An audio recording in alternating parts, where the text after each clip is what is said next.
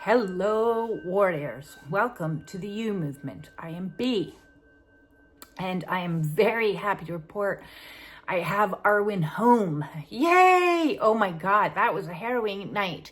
The difference in energy in the place was like obvious, like very, very obvious. It was like impossible not to notice her absence. So the song of today is Big Yellow Taxi by Joni Mitchell. If you don't know that song, go listen to it. But basically the crux, the line of all lines is, you don't know what you got till it's gone. And that holds true for both really positive things as well as really negative things. When you go through this awakening, there's a lot of detachment that happens. And sometimes you notice, oh my God, I'm glad that's gone. Sometimes you notice that. And then there's other times in the opposite, like last night for me when I was just sitting on the couch in the pitch black, meditating / crying, because I do that a lot, releasing, just sitting in the emotion and noticing her absence, really feeling fully her absence. It was profound for me. It really was noticeable. And as I've said in many, many videos, I view absolutely everything that happens in your life as meaningful, as it has purpose, and it may be a test of sorts. So last night it was very strange because Arwen was in the hospital. She has been diagnosed with another raging bladder infection. This will be the third in 6 months. So at least the x-rays came back clear and there were no stones. That's what I was particularly worried about. What was causing these. Got a new protocol for her. We're putting on her a specialty diet, and she's on medications, and I am spoiling the crap out of her now. It's this new wave of appreciation for her came over me. Like, I've always loved this cat, but like now it's like, oh my God, I noticed so much your absence, and I want you to live like the Queen of Sheba. Is the message that I got, is to indulge this cat. So I bought her a new water fountain, which she's already drinking from. Yay! I bought her this cool toy that's like this huge long toy with this feathers on it.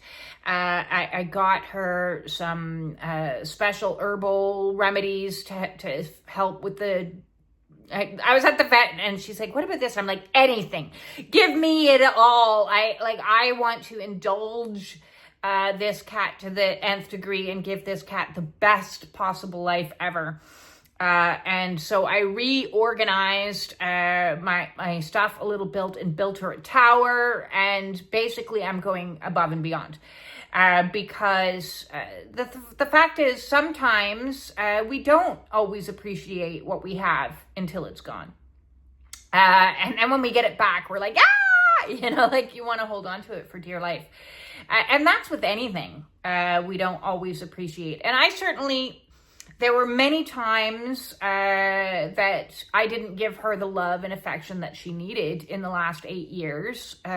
And the same could be said, most definitely could be said for my son. My son himself said to me, and I appreciate the fact that he has, enough honesty to show up and speak to me his truth.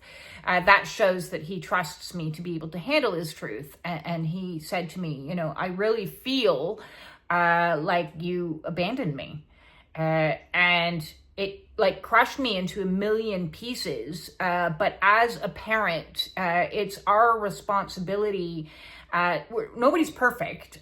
So it's our responsibility to listen and hear what our offspring say to us and sit with it. And at the time, I said, I need to process this. I need to think on this and see where this is. And it was true.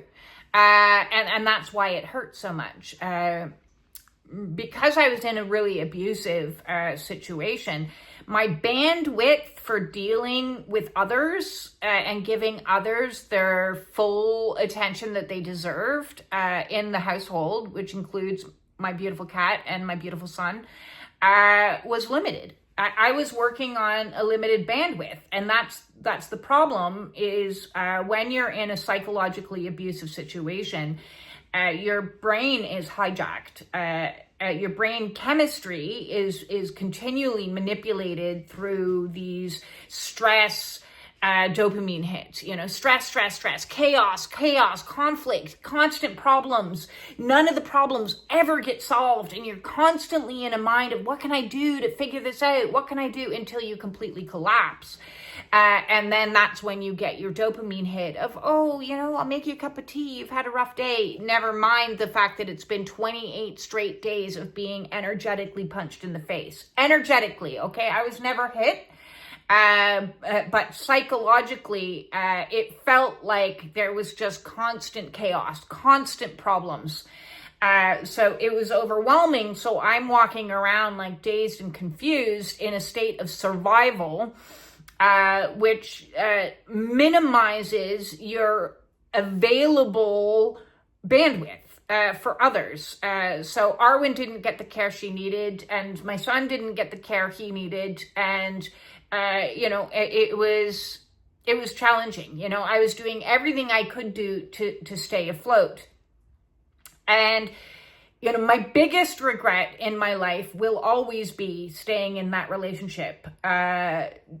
And getting out of it was the hardest thing I've ever done in my life. Without question, like 10 times harder than anything else I've ever done in my life was escaping from that.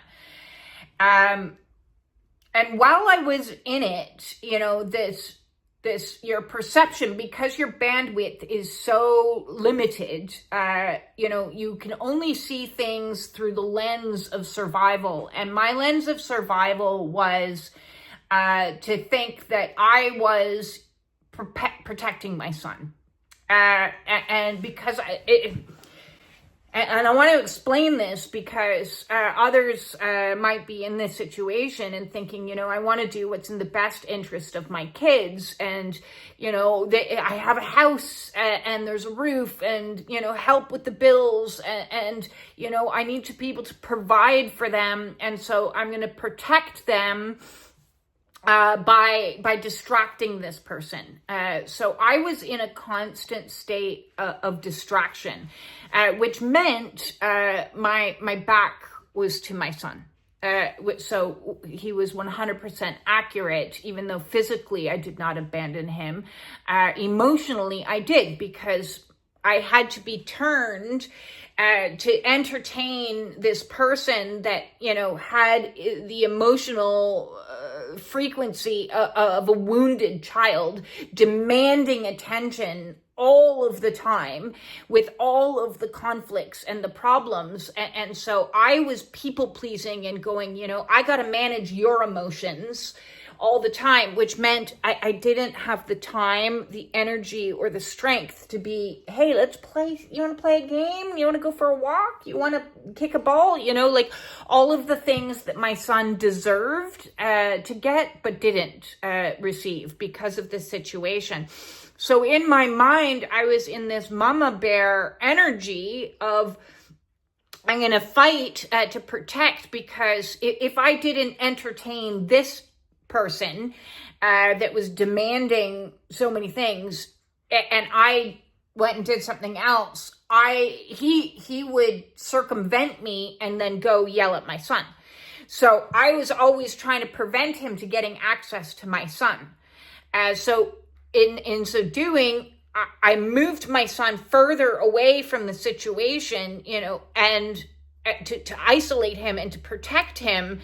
But in so doing, I isolated him and ignored him. And it's horrible. No mother wants to admit to that, but that is the truth. Equally said, I did the same to my cat. I put her up in an area.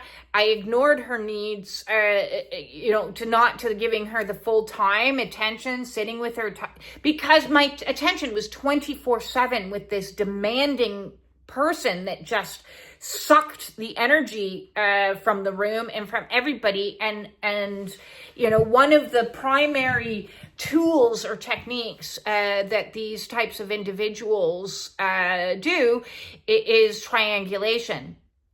So triangulation isn't simply, gossiping about one person to another person. And my mother certainly did that, triangulated me from every other family member, and told her tales, and everybody believed her and still believes her. And that's fine, except one. But we don't talk either. So, triangulation is also, can be, you triangulate the children by, when you're raging at somebody's child, and he's not the father. When you are raging at somebody's child, the parent will go in between. And so that in between means, again, that energetically my back was to protect my son. So even though I was deluded into thinking I was protecting him, the best thing for me to have done would have been to get out. So my advice to you, learn from my mistakes, and don't put your child through 10, 15 years of this energetic fuckery, and 10 or 15 years of, and the thing is, my son was so independent and so self-sufficient that, he got on well enough by himself, but there was definitely neglect energy that was present there. So now I'm working very hard and diligently to try to repair and restore the connection with my son, and the connection with my cat, who's my son has long since, not long since, but he moved out a year ago. So he did. So he's 25. That's what he's supposed to do but still I want to have and cultivate and repair and restore the energy, the interaction, the connection there. And it can be a very challenging process. I bought a book to help me with that. I'll report back how that book gets on. But in the meantime, I am still trying to heal myself as well as heal and restore these relationships. But I reiterate, leave. My advice to you is leave. If your kids are 2, leave. If your kids are 5, leave. If your kids are teenagers, leave. Don't wait until they're adults, because the amount of deprivation that they will experience because of the constant chaos that you will be focused all of your attention on is not fair for them. So I want to talk about deprivation because it's like these narcissistic individuals, they're like a vacuum, and they just suck all that is good and all that is healthy and all that is positive out of the room, and they suck it from you, and they'll suck it from your kids, and they'll suck it from your finances, and they just suck. They suck, literally and figuratively, metaphorically and symbolically, in all ways they suck. I did a while back some artwork of what it's like being in a relationship energetically with a narcissistic person, especially if you're an empath. And it's like you're pushing so much love at them, trying to fix an impossible, unfixable problem. And they're backwashing into you all of their shame, their blame, the guilt, and everything else that goes along with it. And so this cycle, this energetic cycle, creates deprivation. It creates a continual state of deprivation. So your kids, your everything is deprived of healthy energetic flow because they're disrupting your own energetics. So you're not able to provide and receive. And so the giving is constantly giving to one person, that person, and not equally, spaced out to the ones that should be receiving your love. And you're not receiving dick. Like, you're not receiving anything in return. So it gets you into a state of kind of continual, like, surviving off of breadcrumbs, surviving off of toxicity, like barely able to breathe, barely able to function, barely able to get by. And that's reflected in every single area of your life, including financially. And I mentioned financial abuse in a lot of videos. And so financially, while I was like constantly squeezing, and I was trying to manage the money the best I could, and I was constantly squeezing myself smaller and smaller and smaller so that I could like relieve and alleviate all the financial problems that were constant, like continual. Like never ending. And you're like, how can this never, ever get better? And so I stopped going to the hairdresser and started cutting my own hair. I stopped buying clothes, at nice places and just got the cheapest thing that I could find. I stopped eating certain foods because they were too expensive. I stopped being able to provide for my son, I gave him the basics of what he required, but I wasn't able to provide for him like as much as I wanted to. Every parent wants to be able to get their kid that gift that they're dying to have at Christmas, or get them, an extra sweatshirt or an extra pair of shoes. And it was like the bare minimum. And everybody who's like a good cat mom wants to get their cat the ridiculously overpriced cat toy. So I don't care. Like, now I'm shifting energy out of that deprivation state into the I deserve it. I deserve it. He deserves it. She deserves it. We all deserve it. We all deserve what we weren't given, because financial abuse, what they do, so be aware of this, if you're constantly in debt.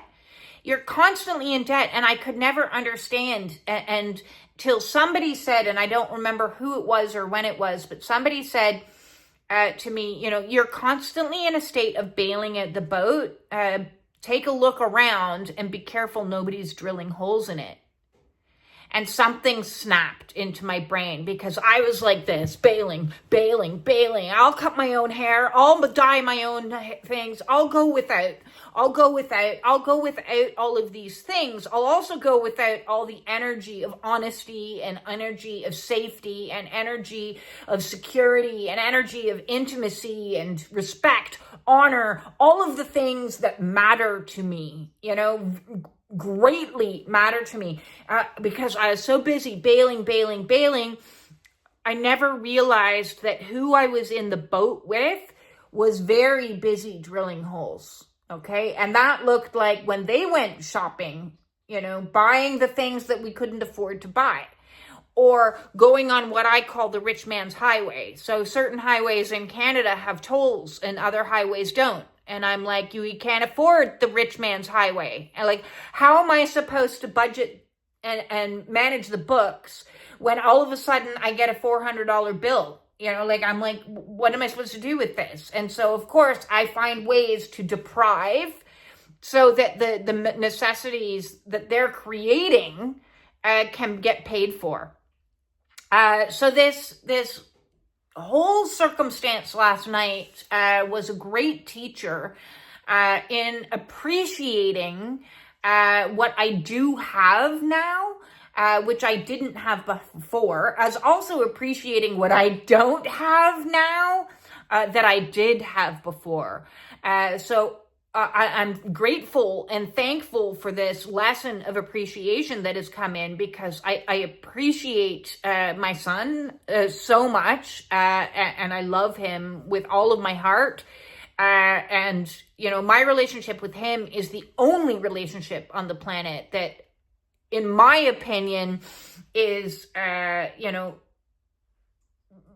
one directional, in the sense that it's my job as a parent to call him. It's my job as a parent to, chase after him, especially because of the woundings that have already happened. It's not my job. And this is a mistake I see a lot of parents make when they have conflict with their kids is, they go, well, my kid's not calling me, so I'm not going to call them. And, it's up to them if they want to talk to me. No, it's not. It doesn't matter how old they get. It's always up to the parent, as far as I'm concerned, to keep the relationship going, to cultivate the relationship. That energetic flow flows downhill to your kids, not the other way around. When you're in bitterness and where are my kids and why aren't they doing this? Your kids aren't going to show up for that type of energy anyways. So appreciate them and send your energy down. You make the effort. If your kids aren't talking to you right now, they have a reason for that. So they do. So one, you want to try to listen to them or understand it from their perspective, because even though from my perspective, I was protecting him, the reality was, from his perspective, I was abandoning him. He felt abandoned, and it was genuine feeling. He's allowed to feel like that. And so it's my job to make sure that the energy flow is going that direction. So as a little bit of parenting advice from somebody who did the wrong thing, try doing it this way. I also speak in regards to this from the perspective of the child, okay? So I haven't talked a lot about my biological family, okay? So when I was mid-30s, the Children's Aid Society of Canada contacted me because a sibling was looking for me, and they were asking my permission to, get in touch. And so I was like, yes, of course, no problem. And so that set into motion me meeting a birth sibling, a sister that was the same mother, not same father. And then that she was in contact with the birth mother. So then I met my birth mother, and then I met my birth father, because so it was one connection after another. And it wasn't an Oprah moment, I would say. It wasn't like, oh my, I've missed you. It was awkward, uncomfortable, and, it quickly broke down. It quickly broke down. It's very hard to repair a parent-child relationship after 30 years. So it is. And what I noticed was the energy flow was not flowing downhill towards me as the child in this situation. So I was just talking about me as the parent, now me as the child. The meal I had with my birth mother and this birth sister was exceptionally awkward, and a lot of flags went off when there was a lot of booze consumed during this meal to calm nerves, no doubt. But that to me was like, no, this is uncomfortable for me, and I'm not drinking myself silly. So let's no. So I stepped back from my relationship with my mother. However, my birth father, upon meeting, it was okay. I was like, okay, I can see potentially that we could have a relationship here. And so I opened myself to the possibility of a relationship. We became friends on Facebook, and we saw each other maybe twice. And what I quickly noticed in my awakening part was that in the 10 years or more that we were Facebook friends and living even in the same country, not once did he get in touch with me to wish me happy birthday. Not once did he come to my city to take me out for lunch. Not once did he initiate conversation.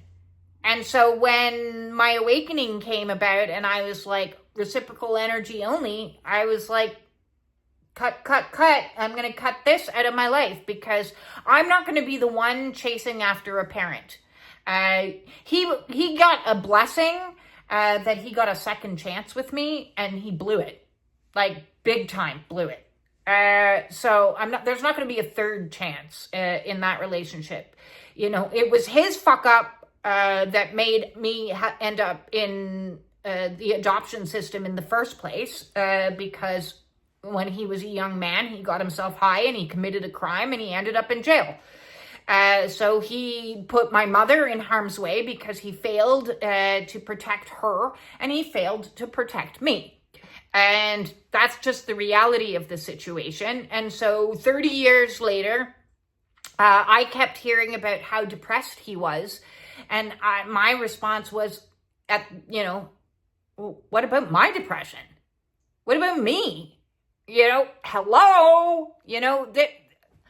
And so second chances were given and offered. I was very forgiving. I was understanding. He was young. He made a mistake. He paid his dues. It was over. And now here I am. And you have an opportunity to get to know me. What a blessing that is. And the effort that I received was zilch. So I don't stick around for zilch energy anymore. That is definitely something that I've healed on my awakening journey, is thinking silence is love. Silence is not love. No, it's not. But because of that wounding that I had of the disappearing father, and then the compounding woundings I had within the weird triangulation that existed within my family growing up, being ignored was, to me, what love was. I was either abused or I was ignored. So to not have texts returned, or to not have phone calls come my direction, or to have no Christmas cards or happy birthdays was standard. That's what I thought family was. That's what I thought love was, is to be completely and utterly ignored. But on this awakening path, I transmuted through that. And that is not love. That is not the definition of love. So that is not something I accept or tolerate anymore. So I am very appreciative that I have learned so many lessons in regards to deprivation energy versus I deserve energy. And so this shift that occurred last night, it was like literally hopping on a timeline or going through a portal, I use those kinds of words, was moving me fully and completely out of deprivation energy into I deserve energy. And I deserve energy, and so does all the people I love deserve. And my animals. So I deserve all of the things that I give to others. And if that's not served, then that's going to be a no from me. So I deserve honesty, respect, integrity, truth, honorability, forthrightness, love, compassion, empathy, care. Those are all the things I give freely to everyone that I meet in the world. So if they're not being reciprocated, that's a no. I deserve as well to go to a hair salon, get my hair cut. Got my hair cut in a salon for the first time in 10 years last week. And I absolutely adored it. I've already pre-booked my next appointment. My cat deserves nice cat toys. My son deserves new clothes. So he's just started a job not so long ago, so I bought him some nice shirts. It's about reprogramming the energy out of deprivation and moving oneself into I'm not going to live in that anymore. I'm not going to live in that. I'm going to give myself a plethora, an abundance. I want more abundance in my life, so I'm going to give myself an abundance of energy every which way is possible. I'm not going to live in a shithole in what I call the swamplands in Florida in a flea-infested mini house. I'm not going to do that. I deserve a million times better, and so does my cat. So we've moved ourselves into a beautiful recovery place for a couple of months, and I'm reorganizing my stuff again because it's a very weird sensation and learning curve to live out of bins. I got bins everywhere and labeled as I keep going through them and rearranging them. And I'm moving again to what I deserve. I absolutely deserve this beautiful place on a lake that is awaiting me at the end of January. So I'm practicing my driving, and I deserve my car. My car also, so talk about a funny little side, talk about the last bit of deprivation leaving me. So my cat was in the hospital last night, and my car is in the shop because it already has some issues. And so it was just me going, where's my Arwen? Where's my Fiona? Fiona's my car name. Arwen's my cat. And this was the tipping point of feeling of total loneliness and total emptiness and total deprivation. And then poof, it's all coming back to me now. It's all coming back. We're shifting energies into total appreciation and a total deservability. Those are the lessons that are coming in for me right now. And I'm absolutely...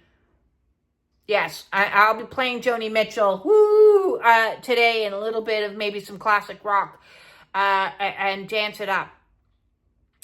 If you are struggling with any of these issues, moving from relationships that felt like a vacuous void into relationships that are more flowing and cultivating and repairing relationships, especially relationships that are multi-generational. So when I say about it flows downhill, multi-generational is like grandparent, parent, child, right? So it's up to you as the parent your child as well, right? We are both parent and child. So ask yourself, what did I not receive from my parents that I wanted? And then make sure that you're giving that to your kids. No different than when we reparent our inner child and do all our inner child healing, is we understand and we cultivate compassion and love and understanding, awareness for ourselves. And the more you do that work healing your inner child, the more you're going to be able to restore and repair any relationship you have with your children, adult or young children still.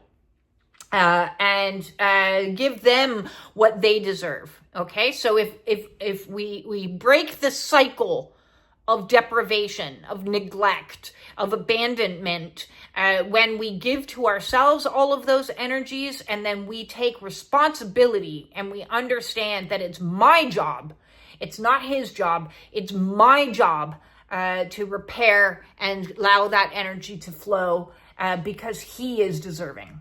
Okay, they are deserving. They are my care. I care for them. I am the carer. Okay, caree would have been from my parents, my biological and or my adoptive parents should have provided me. I didn't get that, so I'm going to provide for mine for the rest of my life.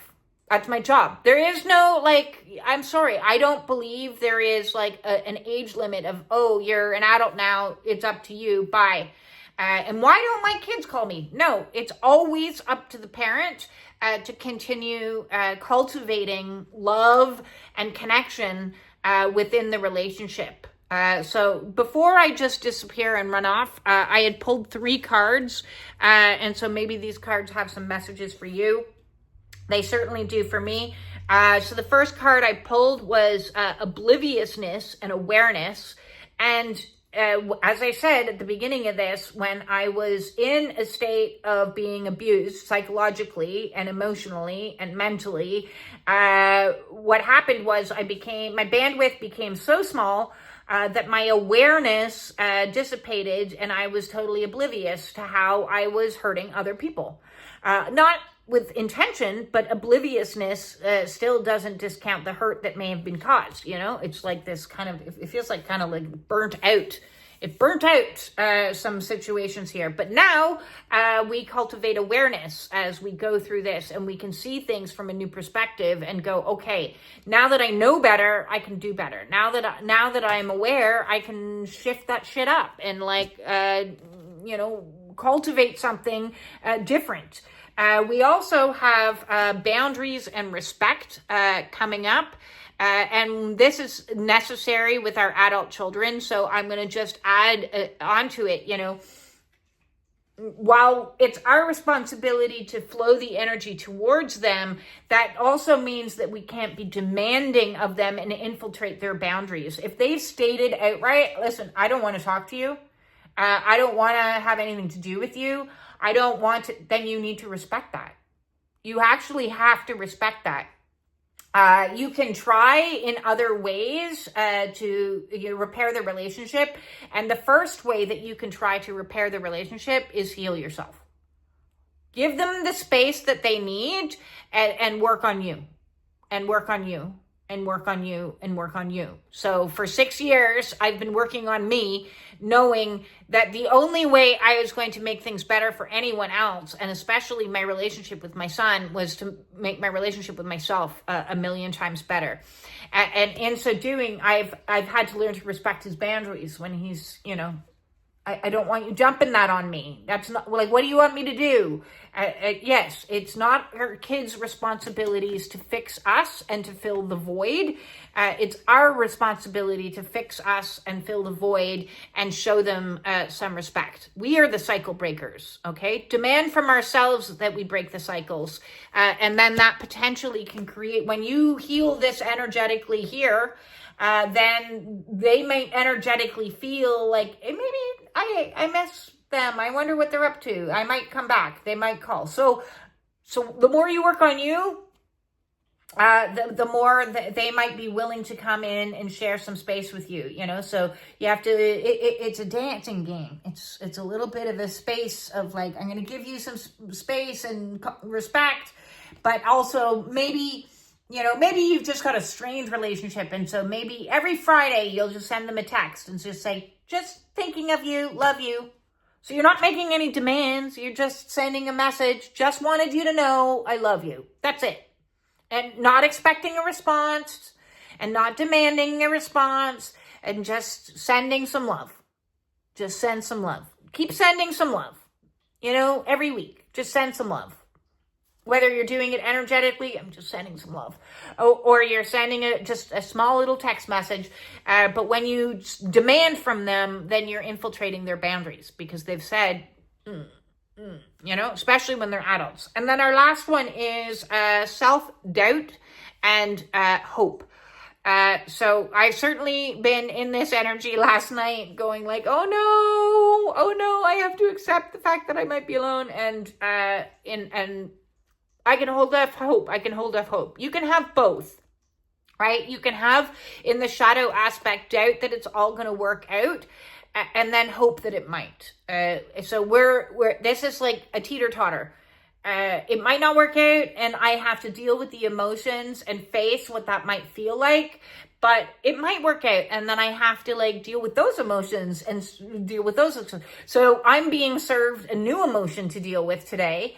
That I'm really enjoying this emotion. This emotion is appreciation. And I dig it, that. What a wonderful blessing appreciation is. So before I leave, I just want to say I appreciate all of you too. I appreciate all the prayers that everybody sent for Arwen, and I appreciate all the love that has been sent to me as well through this. I appreciate all the likes, the shares, the comments, the support, helping me see and become more aware of the influence that I'm having in the world. That in itself has been such a blessing and such a gift. So I appreciate you from the depths of my heart, and I'm sending you all absolutely out there love, compassionate understanding, and awareness. Mwah. Peace. Peace in. Peace in.